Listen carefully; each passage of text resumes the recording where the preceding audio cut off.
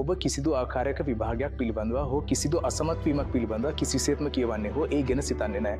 ඔබ පළමුුවම සහ ප්‍රධාන වශයෙන්ම ඔබේ සැබෑ ජීවිතය සමඟ ඉතාමත් සමීපව සහ අවබෝධයෙන් යුතුව කාලය ගත කරමින් ඉන්නවා. ඒ හේතුව නිසාම ඔබට අවශ්‍ය කරන සෑම දෙයක්ම ජරඩි වැල්ුවේෂන් එකේදී ඉතාමත් පැහැදිලිව සහ නිවැරදිව ඔබට ලගෙනවා. ඒ වගේම නිවැරදි වගකීම සහ මඟ පෙන්වීම එහිදී ඉතාමත් හොඳින් රෝඩ් මැප් එකේ පැහැදිලිවම සහ විස්තරාත්මකව සඳහන් කරලා දීලා තියෙනවා. ඉතා තෝරාගත් ලිසයි ඔබ කවුරු හතරේ පහදනා සමඟ ඉන්නවද කියල බලන්න මන්ද ඔබත් ඒ වගේම වෙනවා ඔබත් එහෙමයි නම් බැංකුවක් හදන්න කෙමතිත ඒක ඇප්පතම මුකොන්ත ඔබ දැන් ඉතා තෝරගත් ලෙස කවුරුන් 40 පාදනා සමඟ ඉන්නවද කියලා බලන්න මන්ද ඔබත් ඒ වගේම වෙනවා ඔබ රෝගයක් පාලනය කරන්න කැමති නම් ඔබ දන්නවා නිවැරදි ක්‍රම තියෙනවා කියලා සහ මේ රෝගය පාලනය කරන්න නම් එනවා මම ටිකත් මගේ ගැන කියන්නම් මගේ PhD එක තියෙන්නේ ඉන්සර්ජන්සි හෝ දේශපාලන ත්‍රස්තවාදය කියන ටෙරරිසම් සහ ටූරිසම් ගැනයි උතුරු නැගෙනහිර ප්‍රදේශයේ. ඔබ දන්නවානේ උතුරු නැගෙනහිර රාජ්‍යවල. සියලුම උතුරු නැගෙනහිර රාජ්‍යමන්තීවරන් සහ කුඩා සහෝදරයෙක් වන සිකීමත් එක්ක. එහෙනම් මේක වැටහෙවි. 12 ශ්‍රේණිය දක්වා හැමෝම ඉගෙනගෙන තියෙනවා. ඔයාලා හැමෝම මාස්ටර්ස් සිසුන් කියලා මම හිතනවා. මට ඕනේ ඔයාලා මේක කරන්නේ මොකද කියලා. මේ අධ්‍යාපනය කරන්නේ මොකද? මාස්ටර්ස් කියලා ඉගෙන ගන්න ඇවිත් තියෙන්නේ මොන වාසියක්ද කියලා. ගවේෂණය. ගවේෂණය. හරි හොඳයි ගවේෂණය. ඔයාලා මෙහි හොඳ බලපෑමක් ලබා දී යුතුයි. ඔයාලා ඉගෙනගෙන ඉන්නවනේ. මම නම් ඉගෙනගෙන නැහැ. ඔයාලා ඉගෙනගන්නේ මොකද්ද? ඉගෙනගෙන මොන වාසියක් තියනවද මේ ක්ෂේත්‍රවල? ගවේෂණය. ඔව්. හරි හොඳයි. ඇයි ගවේෂණය කියන්නේ මොකද්ද? සමාජයේ ගැටලුව වෙන්වීම ගැන ඔබ ගැඹුරු ලෙස කතා කළා. ඔබ ඉගෙනගෙන ඉන්න විට ඔබ ජනතාවගේ මුදල් භාවිතා කරනවා. මෙය තේරුම් ගන්න ඕනේ. ජනතාව කියන්නේ බදු ගෙවන අයයි. එහෙම කියන්නේ ඔබයි. සමාජයේ ගැටලුව සහ වෙන්වීම ගැන ඔබ ගැඹුරු ලෙස කතා කළා. ඔබ ඉගෙනගෙන ඉන්න විට ඔබ ජනතාවගේ මුදල් භාවිතා කරනවා. මේ තේරුම් ගන්න ඕනේ ජනතාව කියන්නේ බදු ගෙවන අයයි. ඔබ ඒ මුදල් භාවිතා කරන විට ඒකෙන් ප්‍රයෝජන ටිකක් ලැබිය යුතුයි. එකක් ඔබටම තවත් එකක් වෙන කෙනෙකුට. ඔබ කවදාවත් අමතර ඉගෙනුමක් කරන්නේ නම් ඒක හිස්ව ඔබට පමණක් නොව සමාජය ගැනත් හිතන්න ඕනේ.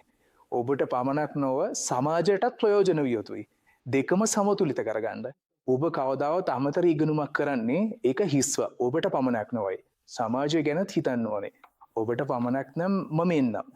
මේ දෙකම සමතුලිත කරගන්න පුළුවන් කෙනා තමයි ගේම් චේන්ජර් එක. අනිත් අය හැමෝම හුඟක් ජනතාවයි. ජනතාව කියන්නේ කරියර් කියන්නේ එකක් විදිහට රැකියාවක් හෝ ව්‍යාපාරයක්. පර්පස් එකක් තියෙන කරියර් එකක් කියන්නේ ඔබට ඒ රැකියාව ඔබට කියලා හැඟීමක් නැති රැකියාවක්. ඒකේ තමයි පර්පස් එකක් තියෙන කරියර් එක. ඔබට මේක මට කියලා රැකියාවක් කියලා හැඟුණාම ඒ රැකියාව ඔබට අයත් වෙන්නේ නැහැ. කිසිම අරමුණක් නැතුව හේතුවක් නැතුව ඔබ ඉගෙනගෙන ඉන්නවනම් තාක්ෂණිකවම ඔබේ කාලය නාස්ති කරගන්නවා. යාළුවනි උපාධියක් ලැබෙනවා කියලා හෝ උපාධියක් නැතුවත් ඔබ වැඩි දෙයකට පත් වෙන්න පුළුවන් කියලා ඔබට දැනෙනවද? ඔබ අතරින් කී දෙනෙක් දන්නවද ඔබට කරන්න කැමති දේ මොකක්ද කියලා? මේක තමයි අමාරුම ප්‍රශ්නේ. අපි හිතනවා අපිට හැමදේම දන්නවා කියලා. හැබැයි අමාරුම කොටස මොකක්ද කියලා දන්නවද? අපිට කිසිම දෙයක් දන්නෙත් නැහැ. මට වැරදි නම් කියන්න අපි සමාජයේ ගලාගෙන යන ප්‍රවාහයකට අනුගමනය කරලා යනවා. කියන්න කියනක ඒක අපිට මුහුණ දෙන ගැටලුවක් වෙන්නේ. හරි දැන් මේක තමයි ගැටලුව. අපේ මහතුරු පරම්පරාවෙන් විශාල පරම්පරාවලින්ම මේ ගැටලුව තිබුණා. දැන් අපේ රටේ විශේෂ දෙයක් තියෙනවා කවුරුත් බඩගිනියෙන් ඉන්නේ නැහැ. මේක එවැනි ප්‍රශ්නයක් නොවේ. ඒ ප්‍රදේශයට විශේෂ ආචාරයක් තියෙනවා. මේක ඔබේම වර්ධනය වෙනුවෙන් වූවක්. දැන් තවත් විශේෂත්වයක් අප. අපේ රටේ කිසිවකු බඩගින්නේ මිය යන්නේ නැත. අපේ රටේ ළඟ එකක් තියෙනව නේද කියලා බලන්න එතනින් කෑම ලැබෙනවා. ඇත්තටම ජීවිතය කියන්නේ මෙන්න මේ වගේ සුන්දර දෙයකටයි. ඇයි කියලා අපි හොයලා බලනකොට නවවන පුද්ගලයාට ලොකු ආතතියක් තියෙනවා කියලා පේනවා. මේ ආතතිය තියෙන්නේ සාමාන්‍ය මිනිස්සුන්ට ඔවුන්ගේ මනසටයි. නමුත් ඔවුන්ට තමන්ගේ මුදල් පිළිබඳව කිසිදු ආකාරයක ආතතියක් ඇතිවන්නේ නැහැ. යම් කෙනෙකුට මුදල් නැත්තම් ඔහුට තමන්ගේ ජීවිතය විදින්න වැඩි නිදහසක් සහ විවේකයක් ලැබෙනවා. මට දැනටමත් තේරෙනවා මුදල් යන ආවර්තනයක් තියෙනවා කියලා. මුදල් එනවා. ඒ කියන්නේ ඔබට ව්‍යාපාරයකින් හෝ ආදායමින් කෝටි 100ක් වත්කම් තියෙනවා කියලා කියන්නේ නෙවෙයි. නමුත් ඔබ තද මානසික පීඩනයකට කනගාටුවකට යටත්ව ඉන්නවා. ඒක මුදල් නිදහසක් නෙවෙයි. ඔබ හිතනවා නම් උදාහරණයක් විදිහට ඔබට ඩොක්ටරේට් එකක් ගන්න ඕන කියලා. ඔබ බලනවා PhD එකක් තියෙන කෙනෙක්.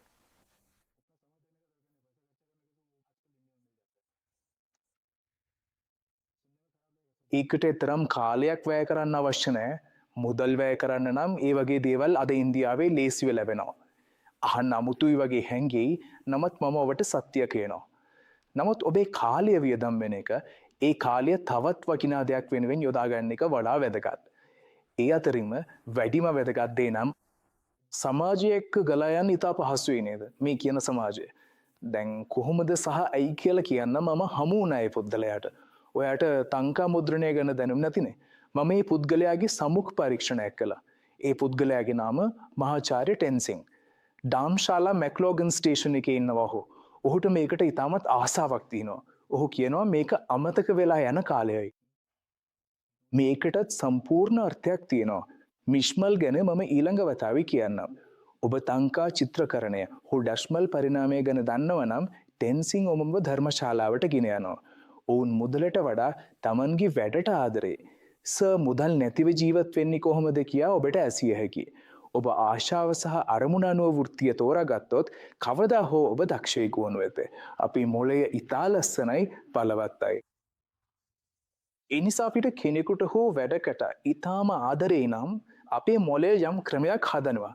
ඒ වැඩෙන් ආර්ථික වශයෙන් ඉදිරියට යන්න පුළුවන් විදිහට ආකෘතියක් හදනවා. හැබැයි ඒකට විශාල ත්‍යාග දියත් වෙන්න වෙනවා. සමහර රැකියා අපිට හිතනවා මේක ඉතා සතුටුදායක රැකියාවක් කියලා හෝ කිසිම අවදානමක් නැහැ කියලා. උදාහරණයක් විදිහට රජයේ රැකියා අපිට එහෙම හිතනවා. ඔයාලගෙන් කී දෙනෙක් විශ්වාස කරනවා රජයේ රැකියාවක කිසිම පීඩනයක් නැහැ කියලා? ඔයාලගෙන් කවුරු හරි පවුලේ අය රජයේ රැකියාවකට යොදවලා තියනවද? අදහසක් තියනවද ඔයාලට? රජයේ වැඩවලින් හොඳම බලවත් තනතුර මොකක්ද කියලා? උදාහරණයක් දෙන්නම්. IAS එක ඉතා බලවත්ද? IPS පරිපාලන නිලධාරීවරු ඉන්දිය පොලිස් සේවාවන්. ඉතින් අපිට විවිධ සේවාවන් තිබුණා. මමත් ඒවට සම්බන්ධ වෙලා හිටියා. සිටිවරුන් සමග හමුවින් තියෙනවා. දැම්මත් ලේකම්වරුන්ට යන්න හම්බ වෙලා. සම්පූර්ණයෙන්ම පීඩනයක් යටතේ ඉන්නවා. රැකියාවේ පීඩනය තියෙනවා. ඒකයි ප්‍රධාන කාරණය. කිසිම රැකියාව නරක නෑ. ප්‍රශ්නය වෙන්නේ ඔයාලකට සුදුසුද කියලා. ඉතින් මේ සේවාවන්ට සම්බන්ධ වෙලා ඔයාලා හම්බෙන්න යනකොට ලේකම්වරුන් සම්පූර්ණයෙන්ම පීඩනයක් යටතේ ඉන්නවා. රැකියාවේ පීඩනය තියෙනවා. ඒකයි ප්‍රධාන කාරණය. කිසිම රැකියාව නරක නෑ. ප්‍රශ්නේ වෙන්නේ ඔයා ඒකට සුදුසුද නැත්නම් නොගැලපෙන කෙනෙක්ද කියලා. ඔයා ඒක ඔයාට ගැලපෙයිද? නැත්නම් ඔයා ඒ රැකියාවට යුක්තියක් කරන්න බැරි වෙයි. යුක්තිය කියන්නේ උදාහරණයක් විදියට මම ඔයාලට දැනට ලෙක්චර් එකක් දෙන්නේ කියලා හිතන්න. හැබැයි මට අන්තර්ක්‍රියාව කරන්න කැමති නැහැ. මම අන්තර්ක්‍රියාත්මක කෙනෙක් නෙවෙයි.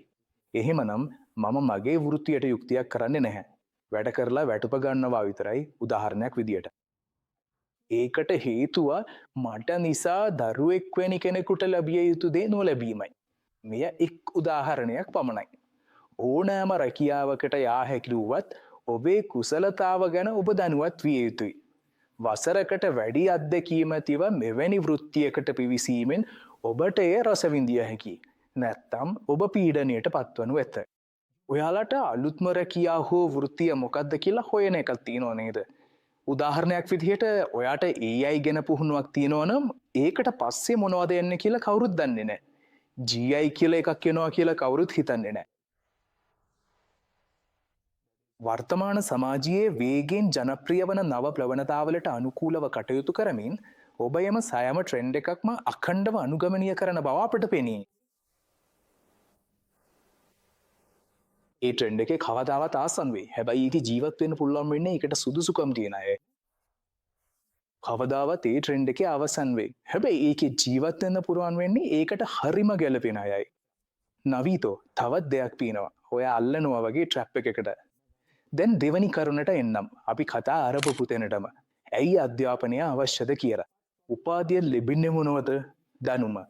දැනුම නම් ඔයා Google එකෙන්වත් ගන්න පුළුවන්. ඔයාගේ උපාධියෙන් ලැබෙන්නේ මොනවද? දැනුම. දැනුම නම් ඔයා Google එකෙන් chat GPT එකෙන්වත් ගන්න පුළුවන්. එහෙනම් විශ්වවිද්‍යාලයට එන්න ඕනේ මොකද? සංස්කෘතිය. සංස්කෘතිය නම් පවුලේ අම්මා තාත්තගෙන්වත් ලැබෙන්න පුළුවන් නේද? ඔයා ඉන්න පවුලේ.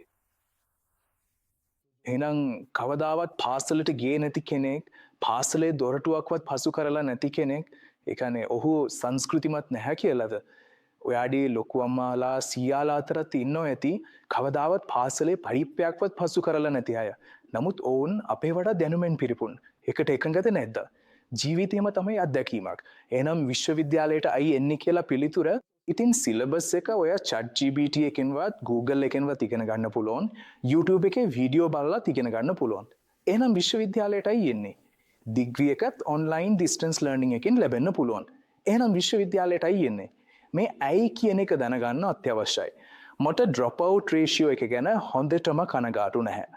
ලද්දාගේ drop out ratio එක +2 ඉඳලා උපාධිය දක්වා 19.85න් 100ටයි. අර්ථය වෙන්නේ උදාහරණයක් විදියට 100 දෙනෙක් +1ක් කරලා ඉන්නවා නම් ඒ අතරින් 80 දෙනෙක් ග්‍රැජුවේෂන් එකට යනවා කියලායි. මට කනගාටු වෙන්නේ විශ්වවිද්‍යාලයට එන අය ගැනයි. ඒ අය විශ්වවිද්‍යාලයටයි එන්නේ කියලා දන්නේ නැහැ කියලා. ඒකයි ඊටා වැදගත්. බොහෝ දෙනාගේ හැසිරීම වගේම හැමෝම යන නිසා මමත් යනවා. හැමෝම ග්‍රැජුවේෂන් කරන නිසා මමත් කරනවා. හැමෝම මාස්ටර්ස් කරන නිසා මමත් කරනවා කියලයි. මේ ලෝකින් හැමෝම වගේ දැන් PhD කරනවා. ඉතින් මමත් දැන් ඒ දේම කරනවා. හැබැයි මෙතන තියෙන ලොකම ගැටලුව මේකයි. ප්‍රශ්නේ වෙන්නේ හැමෝම යන එක පස්සේ අපිත් නිකම්ම යනවා නම් Tamanටම කියලා අනන්‍යව ගමනක් යන්න දෙයක් තියෙනවා කියලා ඔයා හිතනවා නම් ඇත්තටම එහෙම වෙන්නේ නැහැ. මන්දයි කියන්නේ හැමෝම කරන දේ ඒ විදිහටම කරන්නමයි ඕනම කෙනෙකුට ලේසිම වෙන්නේ. ඒක හැමෝම කරන දෙයක් නිසා අමුතුවෙන් මහන්සි වෙලා අලුත් පාරක් හොයන්නත් ඕනේ නැහැ. ඒ වගේම අලුත් දෙයක් ගැන උත්සාහ කරන්නත් කිසිම අවශ්‍යතාවයක් නැහැ. චොන්ඩා ටෙන්ඩුල්කර් ගායනය ඉගෙන ගන්න ගියා නම් ලතා මංගේෂ්කර් ක්‍රිකට් ක්‍රීඩා කරන්න ගියා නම් කුමක් වෙයිද? සචින් ටෙන්ඩුල්කර් 10 ශ්‍රේණිය පසු නොවුණා නම් ලෝකේ කවුරුත් ඔහුගෙන් අහන්නේ නැහැ ඔහුට 8 ශ්‍රේණියේ කොච්චර ලකුණු තිබුණාද කියලා. හෝ ඔහු උපාධියක් නොකරපු එක ගැන. ලතා මංගේෂ්කර්ටත් කවුරුත් ඒවා අහලා නැහැ. ඇය දැන් බී ලෝකේ නැහැ. ඔයා ඒ දවසේ දෙවැනි කාරණේ විදියට මම ඔබට කියන්නේ ඔබ යම් හේකින් හිතනවා නම් ඔබට හෝ ඔබේ ආදරණීය පවුලට ඉතාමත් විශාල වශයෙන් මුදල් තියෙනවා කියලා. උදාහරණයක් විදියට කියනවා නම් රුපියල් කෝටි 100ක්, 200 කෝටියක්, 2000 කෝටියක්, එහෙමත් නැත්නම් 500 කෝටියක් වගේ අති විශාල මුදල් ප්‍රමාණයක් තියෙනවා කියලා. ඒ වගේම ඒ මුදල් ලැබෙන ප්‍රධාන ආදායම් මාර්ගය කියලා කියන්නේ ඔබට සංචාරක කර්මාන්තයෙන් හෝ එසේත් නැතිනම් මහා පරිමාණ ඉදිකිරීම් ශේෂ්ත්‍රයෙන් ලැබෙන එකක් නම්.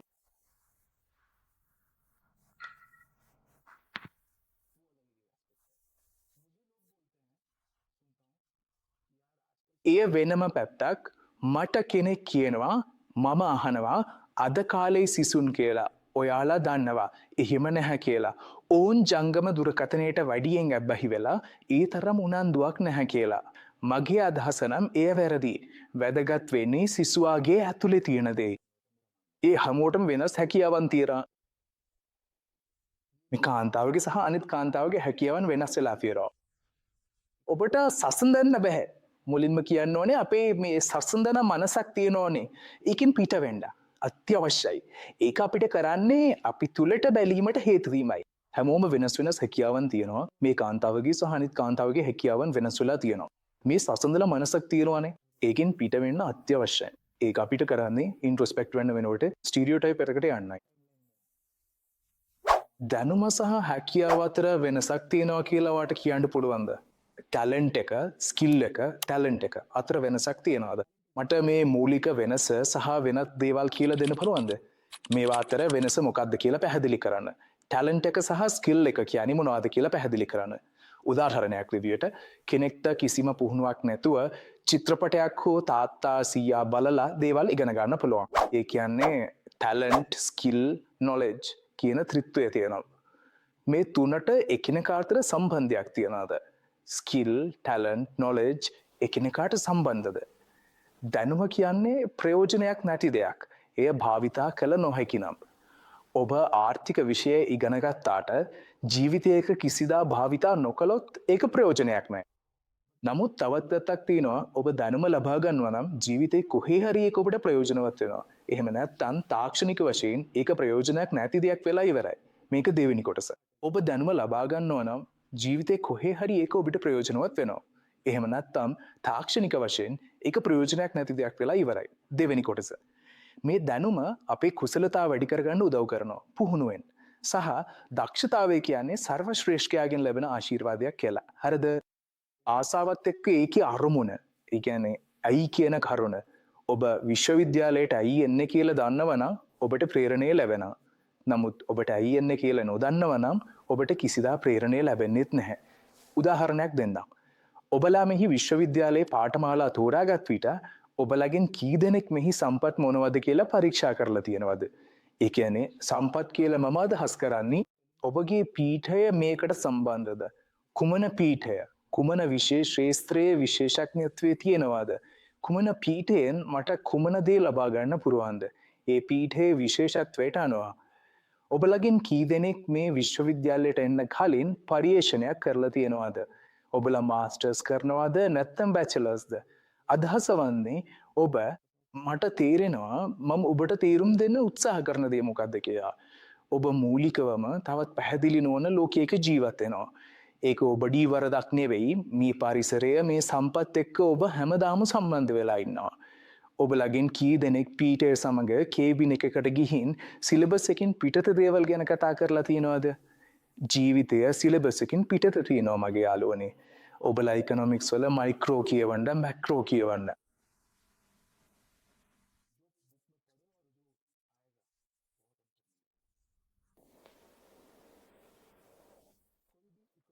පොතේ තියෙන දේවල් සහ විභාගයට එන දේවල් අතර විශාල වෙනසක් තියෙනවා. ඔබ කවුරුත් ආර්ථික විද්‍යාඥයෙකු සමග කතා කරලා බලන්න. ඔයාලට තේරෙයි. වෙළඳ පොලේ ડિප්‍රෙෂන් එනවා, ඉන්ෆ්ලේෂන් එනවා කියලා කියනවා නම් ඒකට පොතේ තියෙන සූත්‍ර යොදා ගන්නවා කියලා හිතන්න එපා.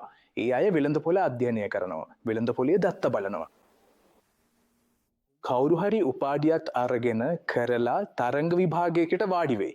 රැකියාවක් ලැබෙයි. ඒක හරි වෙයි කියලා. ඒකට ජනතාවගේ අදහස තමයි මේ ලේසි මාර්ගය කියලා. හැබැයි තරංග විභාගයකදී ඔයා තේරුම් ගන්න තරමට එහෙමම නම් හැම IAS සහ IPS නිලධාරියෙක්ම සතුටින් නිදින්නේ හෝ ඉල්ලා අස්වෙන්නෙත් නැහැ හෝ ඉවත් කරන්නෙත් නැහැ. මම කියන හැම දෙයක්ම ඔයා දත්තවලින් පරීක්ෂා කරලා බලන්න. හැමෝම IIT JEE පරීක්ෂාම හරියටම කරලා සතුටින් ඉදින්නේ නම් IIT එකේ 11 මාසයකින් මම කරක්පුර වලින් මගේ සම්පූර්ණ පාසල් ජීවිතේම මම IIT පරිසරයේ ගත කළා. ඉන්දියාවේ පළමු IIT එක තමයි IIT කරක්පුර. දිව්‍යන්ගේ ආශිර්වාදයෙන් 11 ශ්‍රේණියේදී අපේ කණ්ඩායමට අවස්ථාවක් ලැබුණා. අපිට ලැබුණ අවස්ථාව තමයි බයි සුන්දර් පිචයි කියන නම. ඔහු Google එකේ CEO වගේම IIT එකේ පාසල් අවසන් කළ කෙනෙක්. දැන් ප්‍රශ්නය තමයි රසවත් විභාග දෙකක් කාගේද මේකේ? ඔයාලට විතරක් කියන්නම්. සුන්දර් පිචයි කියන අහලා තියෙනවනේ. ඔහු Google එකේ CEO. ඔහු IIT කාන්පුර එකෙන් පාසල අවසන් කරලා. දැන් ප්‍රධාන කාරණය තමයි උදාහරණයක් දෙන්නම්. ඔහුගේ CEO තනතුරත් ඔහු B.Tech එක කරලා තියෙන්නේ මොන විෂයකට කියලා දන්නවද? ඔහු කලේ මැටලර්ජි. Google එකට මොනවාද සම්බන්ධය? තවත් රසවත් ප්‍රශ්නයක් තියෙනවා. අයියාලා IIT එකේ ඉංජිනේරු විෂය කියලා කියනවනේ. IIT කියන්නේ මම හැම IIT එකක් ගැනම කියන්නේ නෑ. මම ඉන්දියාවේ টොප් 5 IIT ගැන කියනවා. টොප් 5 IIT කියලා කියන්න පුළුවන්ද? මම කියන්නම් මුම්බයි, කාන්පුර්, ඩෙල්හි, කාන්පුර්, මැඩ්‍රාස්, චෙන්නයි. මේ 5යි. ඒකට පස්සේ හැම රාජ්‍යයකටම එක එකක් දීලා තියෙනවා වෙන වෙනම. අනාගතයේ ඉංජිනේරු වෙන්නෙත් නෑ. කවුරු හරි ඉන්වෙස්ට්මන්ට් බැංකවල වෙලා ඉවරයි. කවුරු හරි බස් ධාවනය කරනවා. Zing bus කියලා නමක් අහලා තියෙනවද? Zing bus එකේ IIT කාන්පුර එකේ අරුත් කියන්නේ ඒකේ ආරම්භකය එතනින්. Swiggy අහලා තියෙනවද? ඒකේ ආරම්භකයත් එතනින්. මං නම් දෙන්න කියනවා. මගේ ප්‍රශ්නේ එතනින් පටන් ගන්නවා. ඒ ක්‍රීම් එක ඒ කියන්නේ PhD කරන අය, IT වලින් B.Tech කරන අය මේ 5% IT වලින් 49%ට වඩා වැඩි අවස්ථාවක් තියෙනවා ඔවුන් B.Tech එකෙන් පස්සේ M.Tech PhD විදේශයෙන් කරයි. ඒ තැනම වැඩ කරනවා. ඉතිරි 70න් 80% කට්ටිය වෙන වෙන ඇන්ගල් වලට යනවා. අපිට කතාව කියලා දෙන්නේ මේ 5% ගැනයි. මට මේ සම්පූර්ණ කතාව ඉතාමත් පැහැදිලිව විස්තර කරලා දෙන්න පුළුවන්. මම කවුරුත් නරකයි කියලා කියන්නේ නෑ. එකට ප්‍රධානතම හේතුවක් ලෙස මැඩම් කලින්ම ප්‍රකාශ කරපු විදිහට මේ පරිසර පද්ධතිය හෙවත් ඊකෝසිස්ටම් එක පිළිබඳව හොඳින් ඉගෙන ගැනීමයි. ඒ සඳහා ඔබලා විශේෂ නමක් ලබා දුන්නා. අන්න ඒක තමයි සිවිලයිස් කියලා හඳුන්වන්නේ. දැන් මට මේ කාරණය පිළිබඳව කියන්නකෝ ඔයාලා පාසලේ ඉඳිද්දී ඔයාලා සිවිලයිස් නැද්ද ඊයේ? රවීන්ද්‍රනාත් ටැගෝර් ගැන අහලා තිනවද? ඔහුට කිසිදාත් සාමාන්‍ය පාසල් අධ්‍යාපනයක් ලැබුණේ නැහැ. කියන්නකෝ ඔයාලා පාසලේ ඉඳිද්දී සිවිලයිස් නැද්ද? රවීන්ද්‍රනාත් ටැගෝර් ගැනම අහලා තියෙනවද? ඔහුට කිසිදාත් සාමාන්‍ය පාසල් අධ්‍යාපනයක් ලැබුණේ නැහැ. නමුත් ඔහුට නෝබල් ත්‍යාගය ලැබුණා. නමක් කියන්නම් රාමානුජන්ගේ නම අහලා තියෙනවද? කුමන විෂයද? ඔහුගේ උපාධියවත් කරගන්න බැරි වුණා. ඇයි කියලා කියන්නම් ඔහු ගණිතය හැරෙන්නෙත් නැතුව වෙනත් විෂයන් වලින් හැම විටම අසමත් වෙලා. ඔහුද කිසිදාත් සාමාන්‍ය උපාධියක් කරගන්න බැරි වුණා. ඔහුට උපාධිය ලැබුණේ කොහෙද කියලා දන්නවද? හිතලා බලන්නකෝ. කවුරු හරි හිතන්න පුළුවන්ද? හරි. කුමන විශ්වවිද්‍යාලයේද? ඔක්ස්ෆර්ඩ්. ඔහුගේ ගණිතයට තිබුණු ආශාව නිසා. ඔහු ලියපු පස්සල්ස් නිසා. ඒ නිසා මේ විවිධ පුද්ගලයන් පිළිබඳව අපිට නිතරම පවස්තන්නට තිබෙන්නේ. අපිට බොහෝ වෙලාවට හිතනවා ඔවුන් ඉතාමත් විශේෂයි කියලා. නමුත් ඇත්තටම බැලූ විට ඔවුන් අපි අතරින්ම විහිවුණු අපේම සමීපතම යාළුවෝ පිරිසක් පමණයි. ඔවුන් තමන්ගේ ජීවිතය තුළ තමන්ට වඩාත්ම හොඳයි කියලා අවංකවම හිතන දේටම ඔවුන් නිරන්තරයෙන්ම යොමුවීම සහ ඒ පසුපසම හබායාමයි මෙහි තිබෙන සැබෑ රහස වන්නේ. නවවෙනි පිරිසෙන් කවුද ඒකට යන්නේ? ලෝකෙට ඒකෙන් කිසිම අරුත් නැහැ. ඒක తాවකාලිකව සමාජයට වැදගත් වෙන්න පුරවා. ඒකට පස්සේ වැදගත් වෙන්නේ ඔබේ තත්ත්වයයි. කවුරු හරි සතුටු කරන්න යන්න එපා. ඔයාලා අතරින් කී දෙනෙක් ඉන්නවද ඔයාලගේ පවුල සතුටු කරන්න කැමති? මං අහනවා. 9 වෙනි පිරිසෙන් කවුද ඒකට යන්නේ? ලෝකෙට ඒකෙන් කිසිම අරුත් නැහැ. ඒක తాවකාලිකව සමාජයට වැදගත් වෙන්න පුළුවන්. ඒකට පස්සේ වැදගත් වෙන්නේ ඔබේ තත්ත්වයයි. කවුරු හරි සතුටු කරන්න යන්න එපා. ඔයාලා අතරින් කී දෙනෙක් ඉන්නවද ඔයාලගේ පවුල සතුටු කරන්න කැමති? මම අහනවා. ඔයාලා මේ ක්‍රියාවලියේදී පවුල සතුටු කරන්න හදන ක්‍රියාවලියේදී අසාර්ථක වුණා නම් ඒ අසාර්ථකත්වයත් එක්ක වයසක් වෙනකොට ඔයාලගේ පවුල ඔයාලට ගොඩාක් ආදරය කරයි. හැබැයි වයස වැඩි වෙන්නත් එක්ක ඔයාලව අතහැරීමේ ප්‍රමාණයත් වැඩි වෙයි. මගේ කතාව ටිකක් දැඩි වෙයි ඔයාලට. හැබැයි කාලය ඒක ඔප්පු කරයි. ඔයාට දුම්රිය ධාවනය කරන්න ආසයි නම් දුම්රිය රියදුරු වෙන්න. ඒකට වෙන්න එපා අපිට රජයේ රැකියාවක් ඕන නිසා කියලා. ඔයාට මිනිස්සුන්ට සේවය කරන්න අවශ්‍යයි නම් පරිපාලකයෙක් වෙන්න. ඒකට වෙන්න එපා මට රතු ලාම්පු තියෙන රථයක් කරා යන්න ඕන නිසා කියලා. මේවා තමයි ඒවායේ අරමුණු. ඔයාට අංක වලින් රස බලන්න හොඳයි. ඔයාට වෙළඳපොළ තේරුම් ගන්න ආසයි නම්. ඔයා යනවා, අහනවා, මූල්වල නිරීක්ෂණය කරනවා, වෙළඳපොළ ප්‍රවණතා දත්ත බලනවා. මින්ට් එකේ ඔයාගෙන් කොච්චර දෙනෙක් ඉකොනොමික්ස් කියවන්නේ, ඉකොනොමික් ටයිම්ස් සහ මින්ට් පත්තර කියවන්නේ කොච්චර දෙනෙක්ද? ඒ ඇප් එක කොච්චර දෙනෙක්ගේ ජංගම දුරකථනයේ තියෙනවද? ඔයා මේ පත්තරවල නම අහලා තියෙනවද? මින්ට් එකත් ඉකොනොමික්ස්, ඉකොනොමික් ටයිම්ස් වගේ. අයි නැත්තේ. ඔයාගේ වරදක් නෙවෙයි. ඒක ඔයාගේ රුචියට ගැලපෙන්නේ නැහැ. හැම දෙයක්ම ගුරුවරයෙක් කියලා දෙන්නේ නැහැ. මේ මට්ටමේදී ඔයාලට හැමදේම හැඳි කෑම වගේම ඉතාමත් පැහැදිලිව කියලා දෙයි. ඔයා හොඳින් අහන්න. අද දවසේ ඉන්න දරුවන් කිසිම දෙයක් අහන්නේ නැහැ. ඇත්තටම කුමන ආකාරයේ බියක්ද ඔයාලට තියෙන්නේ? යම් කිසි දෙයක් වෙන්න පුළුවන්. නැත්නම් නිවැරදි පිළිතුරක් ලැබෙයි. එහෙමත් නැත්නම් පිළිතුරක් ලැබෙන්නේ නැහැ. ඒකට වඩා වැඩියෙන් තම මොනවද වෙන්නේ? ප්‍රේත කෙනෙක් ඔයාගේ මුළු ජීවිතේම අරගෙන යන්නේද? හැම වෙලාවෙම ගුරුවරයාටත් හැම දෙයකටම උත්තරේ නැති වෙන්න පුළුවන්. යාළුවනේ මට විභාගයෙන් ඉහළම ලකුණ ඕනේ. මට කොහොම හරි টොපර් කෙනෙක් වෙන්න ඕනේ. හැබැයි টොපර් වෙලා ඇත්තද මොකද කරන්නේ? සර්ටිෆිකේට් එකක් වගේ දෙයක් තදින් අල්ලගෙන තියාගන්නවාද? එහෙම අල්ලගෙන තියාගෙන හිටියොත් ඔයා කොච්චර සතුටු වෙයිද? නැත්නම් කොච්චර දුකින් මානසිකව පීඩා විඳින්න වෙයිද? ඔයාට පස්සේ ඉඳලා ඉන්න කෙනා ඕනෑම වෙලාවක ඔයාට වඩා ඉස්සරහට යන්න පුළුවන්. මේ යථාර්ථය තේරුම් ගැනීම අත්‍යවශ්‍යයි. එහෙනම් අපි දැන් ඊටමත් අවධානයෙන් මේ වැදගත් විෂය ගැන කතා කරමු. එහෙනම් මේක මැද දිවිය. මේක මැද දිවිය කියන්නේ අද කාලේ මිනිස්සු ජීවත් වෙන්නේ අවුරුදු 70 සිට 70ක් 70 සිට 75ක් වගේ. ඔයාලගේ සීයාලගේ වයස 80 සිට 100ක් වෙන්න පුළුවන්. ලද්දක් වල ජීවිත අපේක්ෂාව ටිකක් හොඳයි. අපේ එක නම් අතහැර දාන්න මම 70ක් විතර කියලා හිතනවා. වෙනස් ඉරව දැනගන්නවා දැන් මේ වෙලාව වෙනකොට හිතනවා මම කරන දේ මට කැමති නෑ. වෙන දෙයක් කරන්නත් බෑ, සමාගම් මාරු කරන්නත් බෑ. නෑ වෙන්නේ දැනෙනවා. දැන් මේ වෙලාවේ හිතනකොට මම කරන දේ මට කැමති නෑ. වෙන දෙයක් කරන්නත් බෑ. මේක තමයි තියෙන්නේ. අනිත් අය ගැන හිතනකොට ඔයාගේ යාළුවා හුඟටම සල්ලි හොයනවා, ඔහුගේ ජීවිතේ මේ වගේ වෙනස් වෙනවා, මම නම් පහළටම යනවා වගේ. ලේ සීනි වැඩි වෙන්නේ සීනි කෑවට නෙවෙයි. ඒක වෙන්නේ විෂාදයත් කනස්සල්ලත් නිසා. සල්ලි තියෙන අයත් එක්කත් මේ කනස්සල්ල තියෙනවා. ඉතින් බිඳ වැටලා ඉන්නව නම් හොරකම් කරනවා වගේම ලෙබිඩින් හදලා දෙනවා. ඔයාට කිසිදු බලාපොරොත්තුවක් නැත්තම් මට කෙනෙකුගේ උදව් අවශ්‍යයි කියලා හිතනවා නම් එතනින් පිට වෙන්න. ඔයාට මගේ අතුරුදන්වීමේ හැඟීම තියෙනවා නම් ඒක මේ විෂයත් එක්ක සම්බන්ධයි. ඒ නිසාම මේකට කොච්චර මම දැන් ඔයාලට කතා කරනවානේ, ඒකට මට කිසිම වැටුප් එකක් හෝ ප්‍රතිලාභයක් ලැබෙන්නේ නැහැ. මේක පර්යේෂණයක් විදියට කරන්නේ. මේක අපේ ස්වයංක්‍රීය උත්සාහයක්. මන්ද මමත් මගේ බිරිඳත් ඇය විශේෂ අවශ්‍යතා ඇති දරුවන්ගේ අධ්‍යාපනය, විශේෂ දරුවන්ගේ අධ්‍යාපන තාක්ෂණය වගේ දේවල් ගැන වැඩ කරනවා. ඒ නිසා අපි මේකට ගොඩක් බැඳී ඉන්නවා. අපි මේ වැඩේට බැඳුණු අය සමග ඉන්නවා. සෙෂන් එකෙන් පසු මම ලික් වෙත යනවා. එතන OTTR පැෂන් පටියක් වගේ වැඩක් කරනවා. මම එය හමුවි ඉන්ටර්විය් එකක් ගන්නවා. මේ විද්‍යාව ගැන ඔයාලා දන්නවා. එතන පොට්ටි ගමක් තියෙනවා. පොට්ටියාර් වයිෆ් උනන්දුවෙන් ඉන්නවා. මගේ අරමුණ මේ රිසර්ච් එකයි. මේ කතාව ඔබට එවන්න අත්‍යවශ්‍යයි.